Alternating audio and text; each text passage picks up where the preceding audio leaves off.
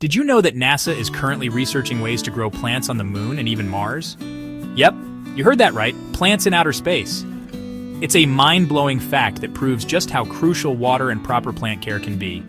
If those brave space explorers are trying to figure out how to water plants in zero gravity, we can definitely figure out how to give your garden the perfect watering schedule right here on Earth.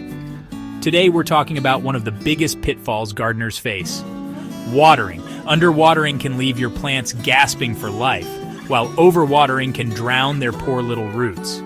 And if you get it just right, you'll be harvesting cucumbers, tomatoes, daisies, or whichever lovely greenery you've got planted, like a pro. So, buckle up, grab your watering can, and let's discover exactly how to get your watering schedule on point. No more, no less. If you get value out of this video, be sure to like it and subscribe to our channel so you don't miss out on any future Don't Do This Guide episodes. Let's get started. Now, you might be thinking, it's just water. How complicated can it be? And you know, in a way you'd be right. It is just water, but it's also lifeblood to your garden. Just like we need a regular intake of water to thrive, so do our plants. A consistent watering schedule is the absolute bedrock of a healthy, productive garden. Think of it like this. When a plant receives water regularly, its roots are encouraged to grow deep into the soil. This makes them stronger, more resilient, and better able to access nutrients further down. On the other hand, inconsistent watering can stress your plants out. Imagine going from a downpour to a drought and back again. Not exactly ideal, is it? This kind of fluctuation can weaken your plants, making them more susceptible to pests, diseases, and even death. So, you see, getting your watering schedule right isn't just a matter of keeping your plants from wilting. It's about giving them the best possible chance to thrive and reward you with their full potential. Every garden is unique, just like every gardener. What works for your neighbor's prize-winning roses might not work for your vegetable patch, and that's perfectly all right. The key is to understand the specific needs of your garden based on its environment. First things first, let's talk about climate. Are you in a hot, dry climate with scorching summers? Or do you live in a more temperate region with regular rainfall? This will obviously have a huge impact on how often you need to water. Then there's sunlight. A south-facing garden that basks in sunshine all day long will dry out much faster than a shady spot tucked away under a canopy of trees. Take note of how much direct sunlight your garden receives throughout the day. Next, consider the types of plants you're growing. Some plants, like succulents and cacti, are adapted to arid conditions and prefer their soil to dry out completely between waterings. Others, like ferns and hydrangeas, crave moisture and will sulk if they're left thirsty for too long. By taking the time to understand your garden's unique environment, you'll be well on your way to creating a watering schedule that meets the specific needs of your plants.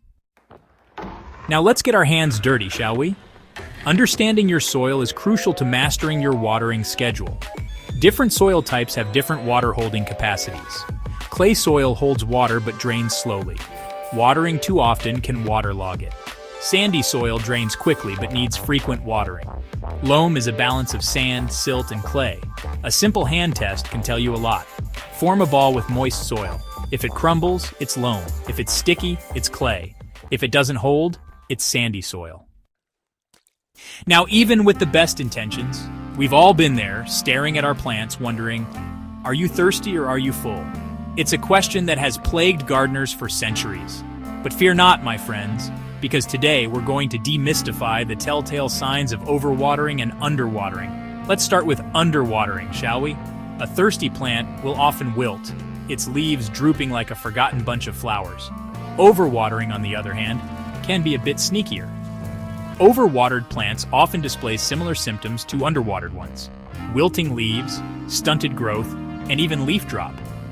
Overwatered plants will often develop yellowing leaves, starting from the bottom up. This is because the roots are struggling to absorb nutrients when they're sitting in waterlogged soil. The key takeaway here is this: it's always better to err on the side of underwatering than overwatering. Right, now that we've covered the fundamentals, let's talk about putting it all into practice. Creating the perfect watering schedule for your garden is a bit like finding the right balance in life. It takes some experimentation and observation, but the rewards are well worth the effort. First and foremost, remember that there's no one-size-fits-all approach. The frequency and amount of water your plants need will depend on all the factors we've discussed so far: climate, sunlight, plant type, soil type, and even wind. Start by observing your plants closely.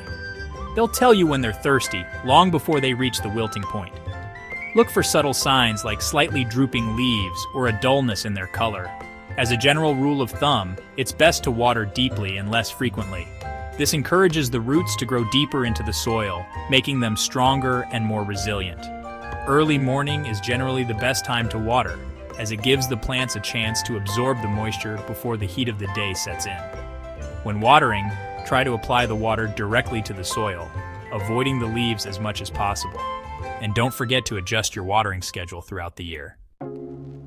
Now let's talk tools, shall we? Because just like a carpenter needs a good hammer and chisel, a gardener needs the right tools for the job. And when it comes to watering, there's a whole arsenal of options at our disposal, from the humble watering can to high-tech irrigation systems. The trusty watering can is a staple in any gardener's shed. It's simple, affordable, and perfect for smaller gardens or container plants. Look for a watering can with a comfortable handle and a rose attachment to provide a gentle, even watering. For larger gardens, a hose with a spray nozzle can be a lifesaver. Just be sure to choose a nozzle with adjustable settings so you can control the water pressure and spray pattern. Soaker hoses are another fantastic option, especially for vegetable gardens and flower beds. These porous hoses slowly release water directly to the soil, minimizing evaporation and reducing the risk of overwatering.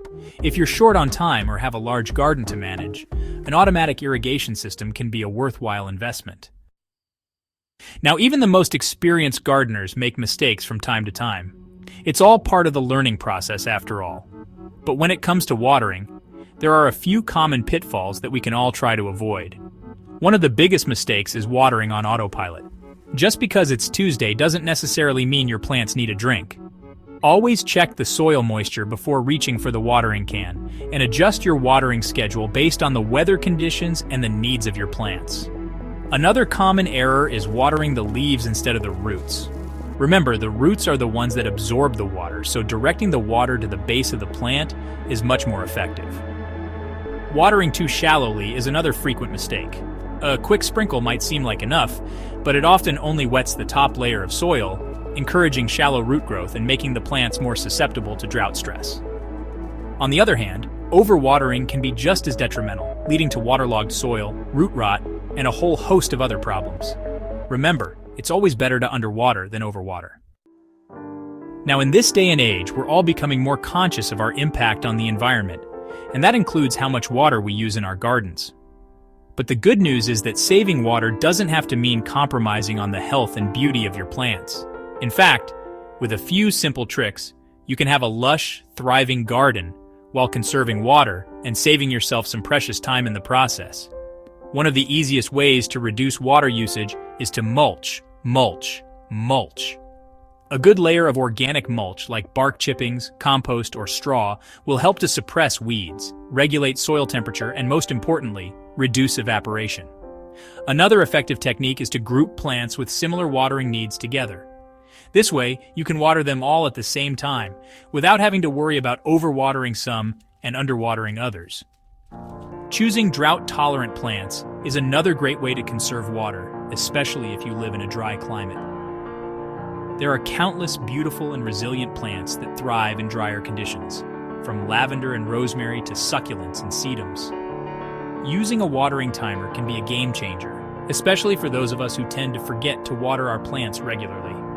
And speaking of irrigation systems, if you have a large garden or simply want a more efficient way to water, consider investing in a drip irrigation system.